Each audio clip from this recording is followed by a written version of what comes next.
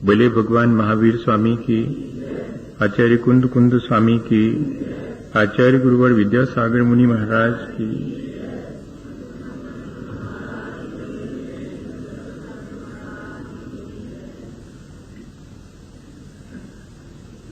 हम सभी लोग पिछले कई दिनों से अपने जीवन में जो हम करते हैं उसी से हमारा व्यक्तित्व, उसी से हमारा जीवन, हमारी वाणी और विचार सभी प्रभावित होते हैं। तब हम क्यों ना ऐसा करें जिससे कि हमारा व्यक्तित्व ऊंचा उठे, हमारा जीवन अच्छा बने, हमारी वाणी और हमारे विचारों में भी श्रेष्ठता आए। जब ये जिम्मेदारी कर्मों की हमारी है तो फिर हमको कर्म करने का कौशल, कर्म करने की कुशलता भी होनी चाहिए। एक ज्ञानी और अज्ञानी दोनों अपने जीवन में कर्म करते हैं और कर्मों का फल भी भोगते हैं। एक सफल और एक असफल व्यक्ति दोनों ही अपने जीवन में कर्म करते हैं। एक जैसे कर्म करने के बाद भी एक सफलता हासिल करता है, एक ज्ञानवान कहलाता है, एक असफल हो जाता है और अज्ञानी कहलाता है। बाह्य कर्म समान रूप से करने के बावजूद भी ऐसा क्या है जो हमारे जीवन को सफल और श्रेष्ठ बनाता है? तो असल में कर्म करने की हमारी जो कुशलता है वो हमारे जीवन को श्रेष्ठ बनाती है। और इतना ही नहीं, जब हम उन कर्मों का फल चखते हैं तब उन फल को चखते समय हमारी जैसी भाव दशा, हमारी जैसी मानसिकता होती है, वैसा ही आगे के लिए हम नया कर्म संचित करते हैं।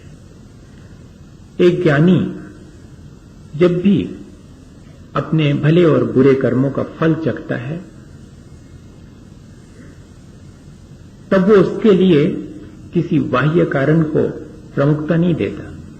वो अपने ही भीतर झांक के देखता है कि यदि मेरे जीवन में कोई विपत्ति या संकट या दुख आया है तो मुझे किसी और से शिकायत करने की आवश्यकता नहीं है। मुझे अपने भीतर झांक के देखना होगा कि उस दुख, विपत्ति और संकट का कारण कहीं मेरे भीतर ही है। मैंने ही शायद ऐसा अपने लिए पहले कोई कर्म संचित किया होगा जिससे कि आज मुझे संकट और विपत्ति का सामना करना पड़ रहा है।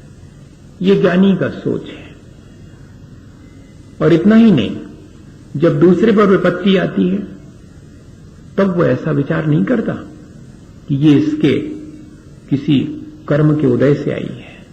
नहीं, कहीं ऐसा तो नहीं कि मेरे जीवन से इसको कोई दुख या विपत्ति या संकट का सामना करना पड़ रहा हो, इसलिए मुझे अपने जीवन को संभाल कर चलना है जिससे कि किसी दूसरे के दुख और संकट में मैं कारण न बनूं। मेरे दुख और संकट में कोई और कारण बनता है, इस बात का विचार न करते हुए मेरे दुख और संकट का कारण मेरे भीतर है, ऐसा विचार करना। लेकिन दूसरे पर आने वाले दुख और संकट में मैं कहीं कारण न बन जाऊं, इस बात का ध्यान रखना, ये है कर्म करने का कौशल। हमें पिछले दिनों ये बात बार बार विचार करने में आ रही है और हमें अब ये कुशलता अपने जीवन में सीख लेनी चाहिए। एक भिखारी एक अमीर आदमी के घर के सामने भीख मांगता है और कहता है कि भूखा हूं, 3 दिन से, कुछ खाने को दे दो। लेकिन उसके अपने भी किसी संचित कर्म का ऐसा संयोग है, ऐसा उदय है कि कोई उसकी इस बात को सुनकर विश्वास नहीं करता और उसके प्रति दया का भाव नहीं रखता। यह तो उसके अपने कर्म का उदय हुआ, लेकिन सामने वाला क्यों अपने उस दया और करुणा के सहज स्वभाव को भूल जाता है, यह भी विचारणीय है। और दुत्कार करके भगा दिया जाता है उसे, फिर भी वो थोड़ी और जब विनय करता है, याचना करता है, तब घर में जो सेठानी है वो आपे से बाहर हो जाती हैं और फर्श पोंछने का जो गीला कपड़ा है वो उठा करके फेंक करके उसे मार देती है। लेकिन मजे की बात यह है कि वो भिखारी इसके बावजूद भी प्रसन्न है। मेरे लिए इन्होंने खाने की कोई चीज नहीं दी, इस बात के लिए दुख करना ये तो व्यर्थ ही है। मुझे कुछ तो दिया, इसके लिए मुझे धन्यवाद देना चाहिए। गीला कपड़ा फर्श पोंछने का फेंक करके मारा ऐसा नहीं कह रहा है, दिया मुझे, और मेरा सौभाग्य कि इतना तो मिला, और वो उसको रख लेता है। बहुत मुश्किल है ये। जब मैं उदाहरण इसको पढ़ रहा था तो मुझे लगा कि ये तो सब बातें पता नहीं कौन सी दुनिया की और कौन से संसार की बातें हैं, लेकिन है इसी संसार की बातें। क्या करें, मानना पड़ता है कि ऐसे लोग भी हैं। उतनी अहोभाव से, उतनी ही प्रसन्नता से और वो ग्रहण कर लेता है और वापस लौट जाता है। रास्ते में तालाब के किनारे उस कपड़े को धो करके छोटी छोटी सी चिंदियां बना लेता है और शाम घिरने तक भगवान के मंदिर में जाके बैठ जाता है और दीपक में उन कपड़े की चिंदियों की बाती बना करके डाल करके दीपक जलाता है। और उस दीपक से भगवान की आरती करते समय क्या प्रार्थना करता है कि मेरा सौभाग्य, मैं आपसे अपने लिए क्या मांगूं, सेठानी के लिए मांगता हूं कि उनके जीवन में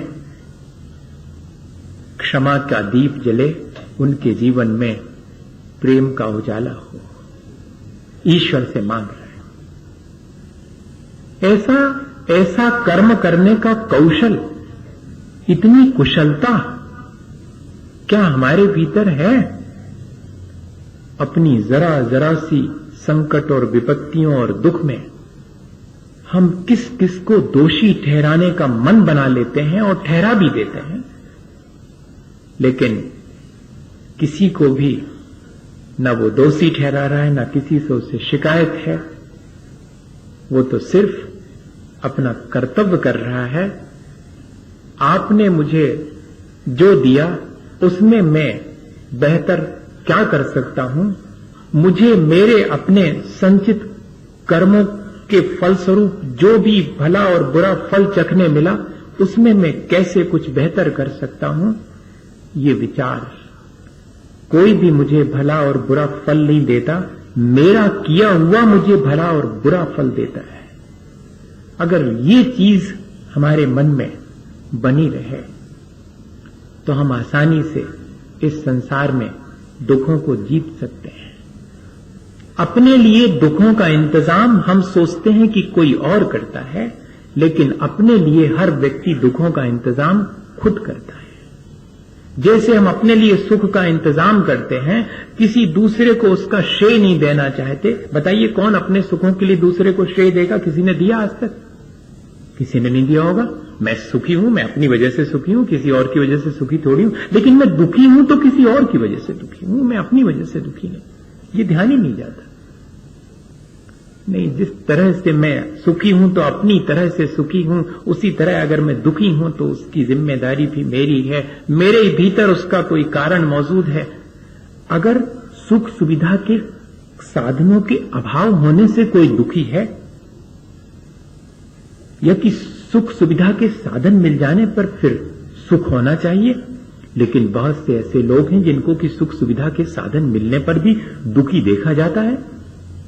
अच्छा, तो फिर पद प्रतिष्ठा